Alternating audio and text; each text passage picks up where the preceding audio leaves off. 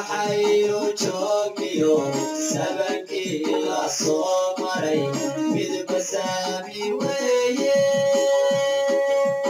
Somali wadarteen sow siyaasi cadawi sow siyaasi inbasaa kumuxiri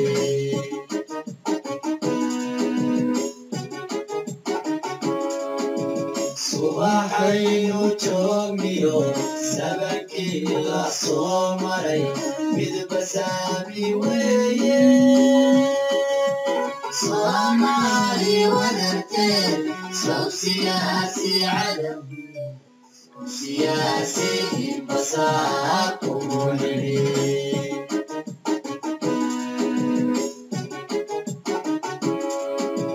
sagsagi shisheeyo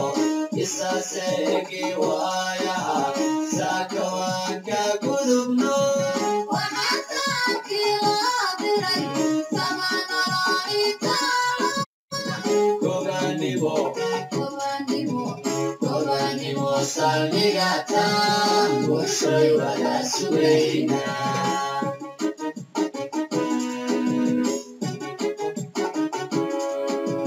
السلام عليكم ورحمة الله وبركاته دوداش قيمة قايلة ملبون نقدا ونيسان هالكم وهيكم ويب تي في يبرنامج كيني دونيدا الصومالي دا وأن ما أنت كله فقول دونو جامعة دي إن عديس أو رونتي الباب بدل سكول فتي إن معمولك جبلان إن رونتي إن أبوانكي جامعة دي إن عديس أي ما أنت برنامج لايف سوق على كاسو وكعبنا أيو شخصية كم إذا معمولك جبلان oo runtii ka hor istaagay shaqadiisii maaragtay siyaasadda koomiga ahayd ee uu ka waday dhammaan geeyiga Soomaaliyeed in albaabada la isugu dhuftay iyadoo maaragtay loo hanjabay oo la yiri maaragtay arrimaha iyada jooji barnaamijkan live-ka waxaan soo qaadanaynaa runtii in aragtideena sidaan u aragno abwaanka qayliyay ee awalna adoweydin Muqdisho uga soo cararay oo uu yimid Jubbaland mar labaad afka intii la qabto barnaamijkiisii laga banado oo la yiraahdo ka soco oo walibana loo caga juglay runtii waxaan rabnaa arrimahaas iyaga inaan ka hadalno oo fikirkeena ka dhibano marka koobaad waxaan rabnaa abwaanka iyo jaamacadda in dhacdays inay ogaadaan oo maaragtay garwaaqsadaan inay khaldameen qaabka reaction koodii iyo barnaamijyada u daadihaynayeen waayihii ugu dambeysay ee ku wajahnaa madaxweynaha iyo ra'iisul wasaaraha waxay ahayn qaab dhaleecay barnaamij siyaasadeed oo anshax xumo ahaa madaxweynaha Soomaaliyeed iyo prime ministerka iyo waxyaabaha qaarkood jaamacaddu in dhacdays kula kacday waxay ahayd waxyaabo anshax xumo ah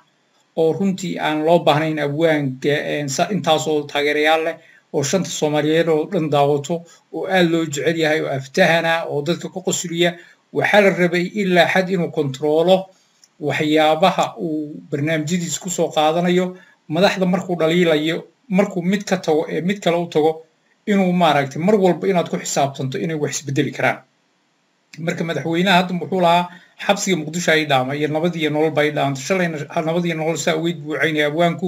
meesha iyada waxay muujinaysaa mar walba waxa laguma xisaabtamo hore waxa lagu maamaahay don't put your eggs in one basket salad kaliya laguma guro oo kuma hagoodhan mar walba abwaan hadaa tahay iyo hadaa suxufi tahay iyo hadaa halgamaa tahay iyo hadaa siyaasi tahay weligaa yaa lahaa qof aad maanta calowdaan waxa laga yaabaa berrina saaxiibtaan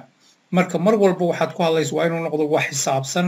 oo aan qofna dhaawacaynin oo macquul ah marka abwaanka jaamacadda in dhacdays oo aad loogu bogay runtii barnaamijyadiisa siyaasaduna ay ahaayeen barnaamijyo Soomaalidu waqtigan u baahan tahay mararka qaarkoodna uu ku jahaynay bulshada Soomaaliyeed laakiin berihii ugu dambeysay ba abwaanku wuxuu u leexday dhinaca cayda iyo maaragtay inuu aflagaado camal inay noqoto iyo caraatan arrintaasoo dembi ay noqonayso xagga rabaaniyan ka noqonayso maamul buu joogana ay ku qasbanaanayaan inay farageliyaan laakiin waxaa weeye mid kale teen la qarin karin ba waxay tahay maamulka Jubbaland waxaa laga rabay abwaanka wuxuu ku khaldan yahay in loo sheego in laakiin abwaanka xorriyadii laga qaado oo afka la qabto oo dhow wasaaradda arrimaha warfaafinta timaada wasaaradda warfi aniga ku xukuma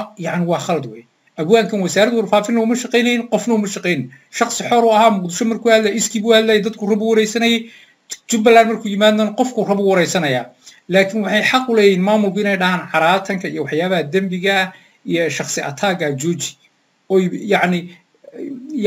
qaabka saxaafadda inay u sheegaan bay abwaanka waxyaabaha ay dhibsanayaan ama aan loo baahnayn inuu ku dhaqmo طبعا ما هين لا أقبل إن فرماجة الله عاية وحكة بحسن أنشحة فرماجة حاس كيسة نلوشيسة برايفات كقبيل كيسة نسب كيسة وحلقة شيء جماعة لكن وحلقة شيء كرا فرماجة برنامج كيسة سياسات شرعية ديسة يوحيا ما كخلدن سياسي لما برايم منستر كلام إذا سياسي لما وحلم إذا أحمد شيخ محمد علي السلام مدحض برنامج دو السياسة ولا دليل كرا لكن شخصي أهان يبيش هذه إن لقوا مشغولة أبسلود وخلق مركا أبوانك لكن إن الله وسارد ورفافين تأخرت ماتا وحن ربا فرين هالكنا ومريو وسارد ورفافين تجبلان حقي جوكتا وأذي وسارد ورفافين تجبلان منوشة هرت ميل أي كو هذا شو يوحي قبطه يبرنامج صوب بندكتو يعني مجرى على السؤال وين بحا تمام الجبلان لفتي يسارين وحقبتان ciidanka tuutaha qabta marka laga reebo iyo magaalada Kismaayo waa ka darkiisa ciidankii ka baxay magaalada Kismaayo yaa nabad ku degway qooqaani oo already rag qiimo badan ku dhinteen dhaliishu meel walba ay taala wasaaradda warfaafinta ee Jubbaland xagee joogtaa maamulka Jubbaland wuxuu qabanay shacabka Jubbaland dhaqankiisa xitaa lama yaqaan shacabka Jubbaland ku nool oo dhan waxa loo yaqaan qaxootiina yihiin deegaankoodu kaamaradu intay tagto ma soo bandhigto dhaqankooda ma u tagto salaadiintooda ma soo bandhigto waqtigay deegaanka inta ku noolaayeen iyo taariikhahooda hore halgamada u soo mareen Talyaaniga waxba ma soo bandhigto wasaaradda warfaafinta ee Jubbaland way marka abwaanka intaada dhaliilin waxa fiican in adiga isqiimayso wasiirka warfaafinta ee hor istaagaya abwaanka ee ka soo cayrinaya soo qaxinaya afka qabtay inuu hadlo بريان ودم waxaan isweydiinayna abwaankii war miyuu dhintay maxaa ku dhacay abwaanka suurtagal ma ahaateen inuu aamusnaado intaas ilaa waa nin waa hore aakhira loo diray oo hoos gol lagu riday oo afka la qabtay oo meel ka soo baxal ah runtii ilaa maanta u dhawaaqo maanta baan waan inuu maaragtay hoosta laga qaniinsanaa waxa weeye abwaanku wax uu ka khaldana qofka bini aadamna uu qofan khaldamin male maamulka Jubbaland baa khaldama madaxweyne Axmed Maxamed Salaam baa khaldama wasiiradiisa khaldama oday dhaqameedyada khaldama cid walba khaldanta laakiin qofka hadduu khaldamo ma afka in la qabto waa in qofka la saxaa waxyaabaha la ogol yahay iyo waxa la ogolayn loo sheego xeerka saxaafadda ee Jubbaland loo sheego kadibna uu barnaamijkiisa xor u wato isoo cabsanin abwaanku waxyaabo badan oo faa'iido leh buu soo bandhigi karaa waxyaabo badan oo nolosha iyo barwaaqada Jubbaland iyo shacabka Jubbaland iyo waxyaabaha loo baahay tooshku waxyaabo ku ifin karaa waqtiyada doorashooyinku kaalin weyn qaadan karaa bulshada qof walba hadla hadii afka la qabto waxay noqonaysaa bulsho sig ah bulsho aan caafimaad qabin bay noqonaysaa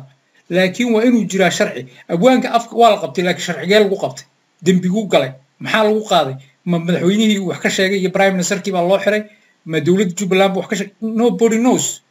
qaabka noocaas ee juungalnimada inay dhacdo maamulka Jubbaland runtii anigoo aad iyo aad maaragtay u ixtiraamaya arrintan soo hadlaynana abwaanku waan qirayna inuu khaladaadii galay madaxweynaha iyo prime ministerka iyo waxyaabaha qaarkood uu ku dhaqmay ma ahayn sax dhinac walba maruu maaragtay Cabdirashiid Cali Shucaac uu wax ka sheegay sax ma ahayn meelo badan oo waxa jira luqado badan oo runtii aan saxayn oo isticmaalay baa jira oo loo baahnay qof abwaan oo media jooga mar walba waa inaad ku xisaabtanto dhinac walba wax walba ku hadlaysid dabcan laakiin khaladaadii way dhici karaan mid aan leenahay ba waxay tahay markuu abwaanku khaldamo waa in loo toosiyo si wanaagsan oo anshax leh oo xeerkii iyo nidaamkii leh laakiin abwaankii inaan afka la qabanin la tarxiilin laga hor istaagin inuu fikirkiisa cabiro shacabka Jubbaland lama rabo inay handicaps noqdaan aan hadli karin oo waxay aaminsan yihiin aan soo bandhigi karin shacabka Jubbaland waa inay hadli karaan oo dawladda dhaliili karaan oo madaxweyne Axmed Sheekh Cali Islaan Kismaayo ku dhaliili karaan oo dareenkooda cabiri karaan oo iyo hadii abwaanin yihiin gabayo ku cabiri karaan hadday majaajilistu ku cabiri karaan dadka bini aadamka Ilaahay wuxuu abuuray iyagoo xor ah xurriyadda in laga qaado ma bini aadamku hadduu xurriyadda waayo wuxuu noqonayaa dugaaga xitaa uu ka liidanaya waxaan ugu baaqayaa abwaanka isaga hadduunan ka bixisun sheegay diyaaradii uu raacay in laga baajiyo in la raali geliyo waxa ka khaldan loo saxo una Jubbaland ka tagin xaqiiqatan antaasan ku baaqayaa live-keygana soo galay waxaan leeyahay abwaanka isaga waa inaan laga tarxiilin magaalada Jubbada Hoose gobolka Jubbada Hoose oo ay maaragtay uu iski u shaqaysto oo uu maaragtay dadka qosliyo oo abwaannimadiisa si xor ugu noolaado haddaan la caawinaynin oo garab la siinaynin ma aha abwaankaas in afkana la qabto wiilal yar yar oo aan aqli lahayn oo xisaab lahayn oo waxba maamulin oo warfaafin lahayn Jubbaland Facebook-geed waan aragnay Maxamed Deeq kaliya ka jira wiilka Maxamed Deeq la dhaha ka jira wax qora waa hal wiil oo page Facebook oo Jubbaland news lahaa halka wiil ba ka jira wasaaradda warfaafin xageen ku aragnay Maxamed Deeq waa wax qabtayna maana maqlin hadduu Maxamed Deeq qaban lahaa waxbay ahaan lahayd qofka kaliya warfaafinta Jubbaland ee la yaqaano waa wiilka ee waxa ka dhacay soo gudbiya ee maamulka Jubbaland waxa ka dhacay soo gudbiya wasaaradda warfaafintu dhinac walba ka fadhida يعني Jubbaland ilaa hadda maamul goboleedku yahay waxa ka socda lama nobody knows anako media maalin walba dhex fadhina lagama warqabo waxa qaladkan leehna waa wasaaradda warfaafinta ayaa intaas kale iyo dhaliishaas kale in qofkii yimaada ay dhaawsaan waa hadlin sida anigu arkayo u fikir sida anigu u hadlaayo u fikir absolutely waa khalad dadku sida u fikirayso uma fikirayaan dadku sida u hadlayso uma hadlayaan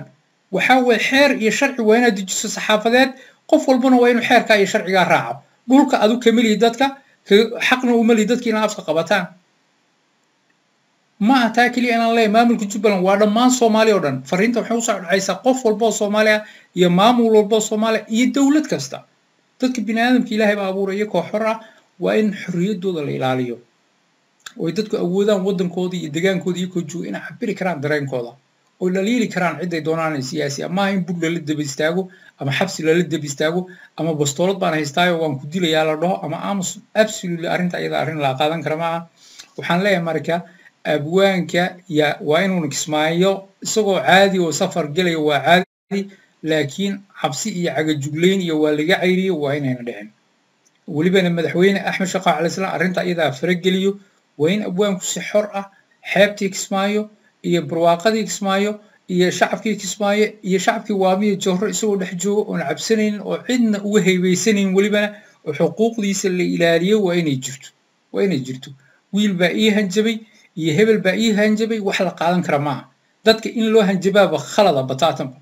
qofka haduu dambi galo dadku waa in dambiga iyo sharciga Jubbaland waa in qof walba lagu qaado haduu sharci jiro ma aha qofku bastoolad baan haystaa ana dawladii oo saan rabaan ka yeelaya absolutely qaabka noocaas qaab sax ma aha dadka in la qaxiyo ma arinta iyada abwaankan waxaan leeyahay runtii haduu soo tagan waan arki doonaa oo meeshii kale tuu yimaadaan arki doonaa laakiin waa nasiib darro aad u weyn muddo in afka la qabto qofkii hadlaba in qofkii hadlaba la doono sida aanu hadlayo u hadal sida uu fikirayo u fikir haddii kale waxaa tahay dambiilaha tahay in la dhaw dadka bini'aadamka ma waxa weeye maamulka Jubbaland yaa laga horkeenin shacabka dadka taageersan yaa laga horkeenin madaxweyne Axmed Shaqaa Maxamed Cali Salaam waa inuu aqbalin dadka banjarinaya waa in la joojiyo dadka la tarxiilayo qofku hadduu qabiil kicin bilaabo oo dhaw reer hebel yaa ahay qofka isaga way qofka u baahan karbaash iyo xabsi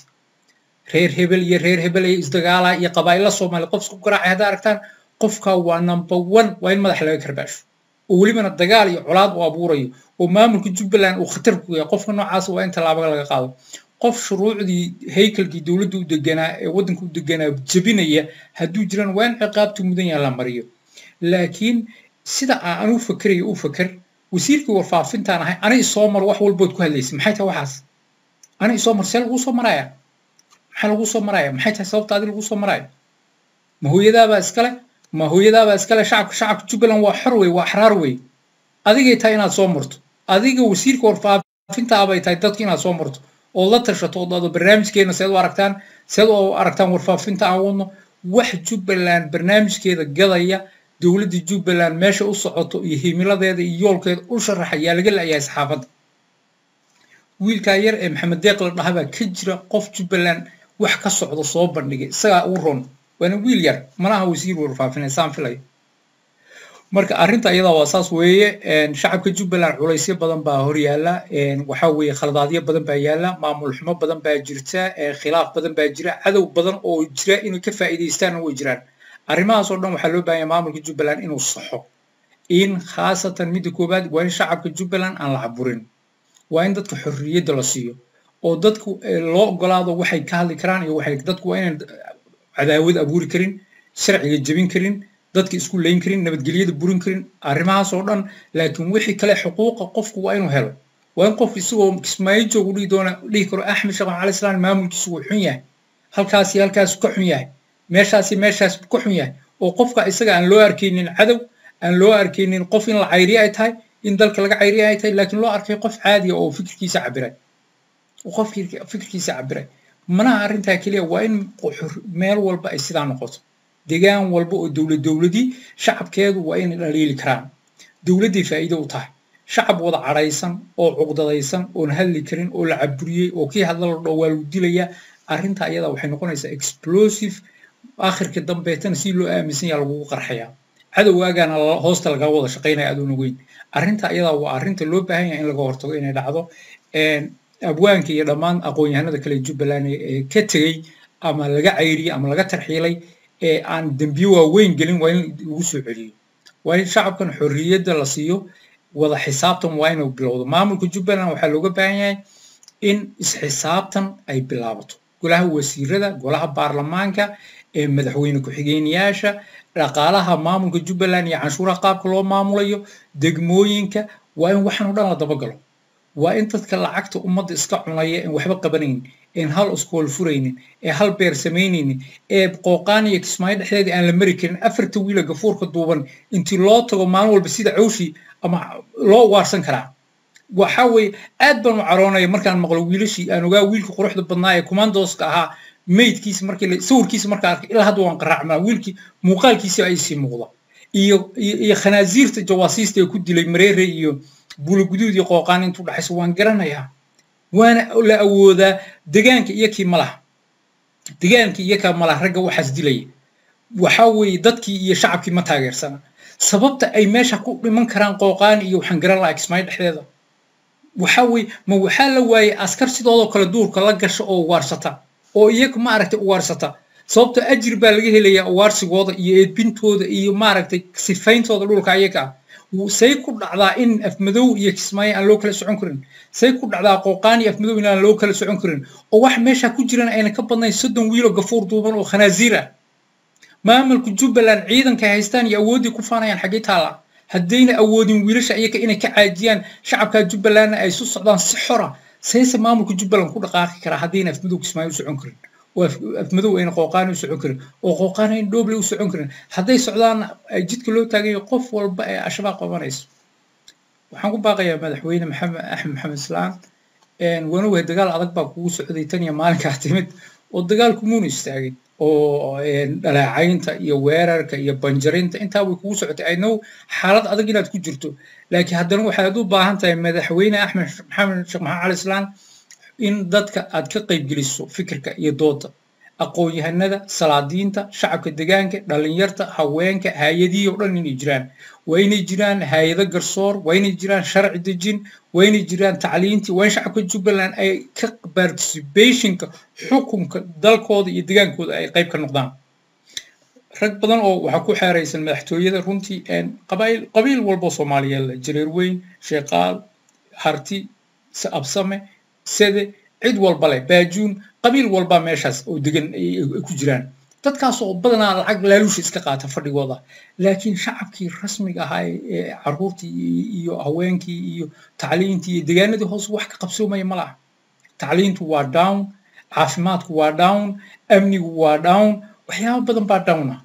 dadkuna arrimahaas markay kuma sii jiri karaan mana xamili karaan marka dambana waxaa iman doonta in shacabka Jubbaland ay khatar kaleete iyo aflibax ku dhacaan oo reedi qorshayaal badan baa soo socda oo dawladda federaalku soo wado kuwaas oo aan nabad u horseedi doonin Jubbaland ee fadqalalo iyo damac iyo aragti gaabni iyo qabiil ku salaysan arrimahaas iyaga ayaan jaanis la siinin laakiin shacab Jubbaland oo wada faraxsan oo maamul fiican haysta oo wada tashanaya oo dawladooda garab taagan cid soo weerari karta iyo cid ka guuleysan karta oo Ilaahay abuurtay malaha waxaan ku baaqayaa dawladda Jubbaland inay isbedel dhaqso la timaado doorashadii waa laga soo gudbay 4 sano cusub iyo 5 sano cusub baa la doortay madaxweyne Axmed Sheekh Cali Islaan caalamkii wuu aqoonsaday waxa loo baahan yahay sababta aad usu sharaxday ee doorashada u soo gashay inaad muujiso demonstration ma dhacayso in fadhi la aqbalo shacabku ma aqbalayaan fadhi 10 years baa laga soo gudbay afmadow iyo way kala xiran tahay baraara waa la haystaa salagla waa la haystaa xagar waa la haystaa mareeri waa la haystaa jirib waa la haystaa jamaama waa la haystaa suurtagal ma marka shacabka isaga ma noqon karaan inay afduubnaadaan dad yani mujrimiina oo shabaab oo maalin walba xooloodii zakadiiba ku waajibtay iyo maaragtay lacagta keen la dhaw oo xoog loo qaado waxa loo baahay marka madaxweyne adiga teamkaaga inaad barnaamij isbedel la timaadaan barnaamijkaas oo runtii shacabka Jubbaland cabsida looga qaadayo shacabka Jubbaland dhalinyartooda haweenkooda wali qaxootiga ku jiraan sababtoo dhulkoodii boqolkiiba 60 waxa gacanta ku haya shabaab shacabka isaga waxay u baahan dhulkooda inay ku soo noqdaan dawladdu waxay u baahan tahay inay action qaado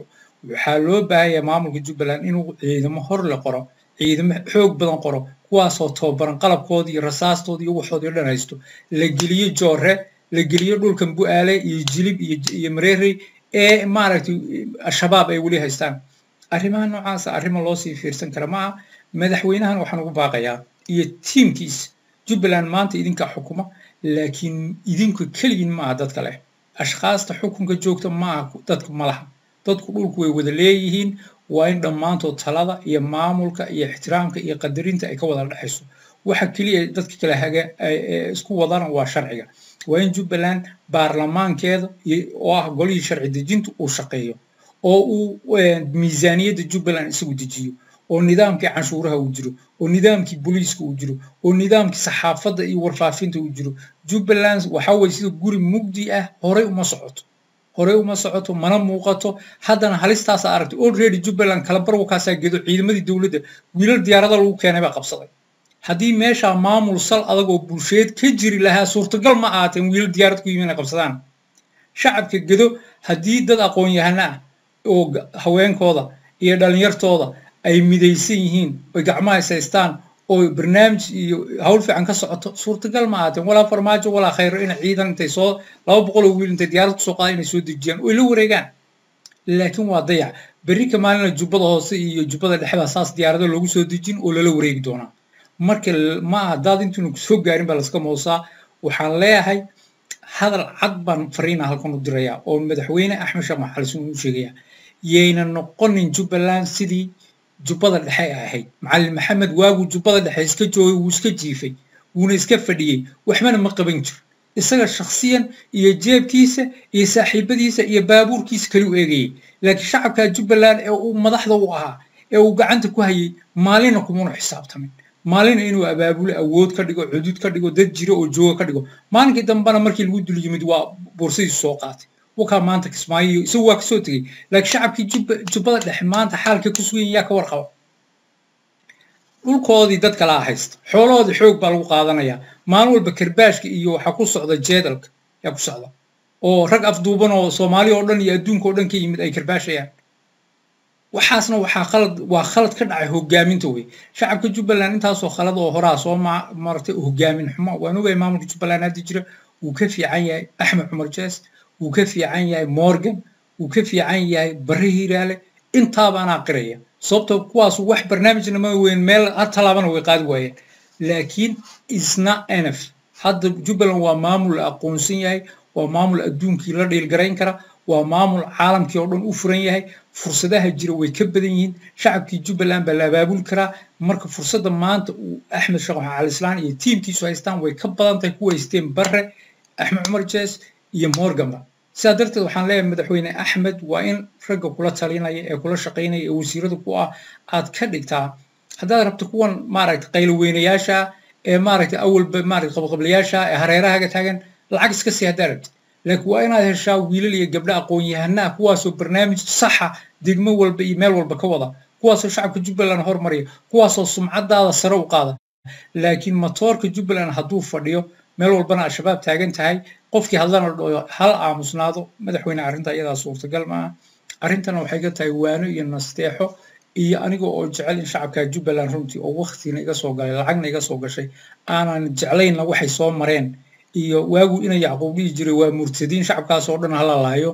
aan waqtigan soo gelinay aan ognahay in dib loogu noqdoti oo haddana waa murtadiin kuwa leh ama kuwa leh waa qaxooti si ay noo iman shacabka iyaga waxay u baahan yihiin nidaam dawladnimo rasmi ah dhaqan oo garsoor cadaalada oo qof walba oo Soomaali oo deegaanka Jubbaland ku nool uu xaq u leeyahay inuu xukumo isna la xukumo degmo walba iyadu maamulkeedu ay leedahay garsoorkeeda ay leedahay saxaafadeeda ay leedahay waxbarashadeeda ay leedahay caafimaadkeeda ay leedahay qaab noocaas oo loo baahan Jubbaland ma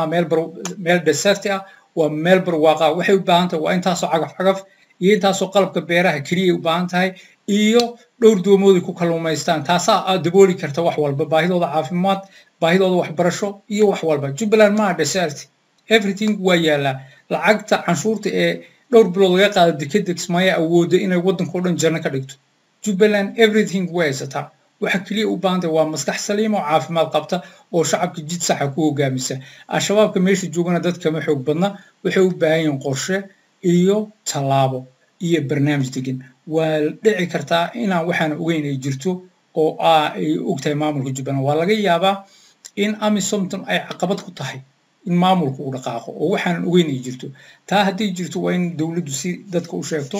oo la wargeliyo oo la ogaado runtii haddayna taa jirin waa in shacabka sidan laga bedelo aad iyo aad baad mahadsantihiin dhammaantiin barnaamijkeena maanta oon kusoo qaadanay jaamacaddii jaamacadda indhacadays iyo jaamacadaha indhacadays ee meel walbo Soomaaliyeed ku nool waxaan leeyahay dadka yaa afka la qabanin dadka xorriyadda hadalka hala siiyo fikirkooda ha cabiraan saasaa fiican saasaa wax lagu kala bartaa laakiin caraatanka iyo qabiila kicinta iyo dadka isku laynta iyo shakhsi cayga absolutely taa waa in la joojiyo jaamacadda cagaaranna waxa loo aaminsiiyey waa xagga rabbaaniga laga joojiyey waa inuu afkiisa wax ka baxayo ay tahay wax maaragtay dadka aan dhibaato u gaarsiinayna shakhsiyan waayii dhaweyto prime ministerka iyo madaxweynaha iyo qaabta caayado foolxun buu u dhaqmay tii baana keentay in maaragtay ay istaagto waxaan rajaynaynaa in waxaas qof walbo hadla uunan maaragtay shakhsiyada ku xadgudbin laakiin barnaamijku aaminsan yahay u arko dadka inay horumar u gaarsiiso u soo jeedin aad baan idin salaamay dhammaantiin salaamu calaykum waraxmatullahi wabarakaatu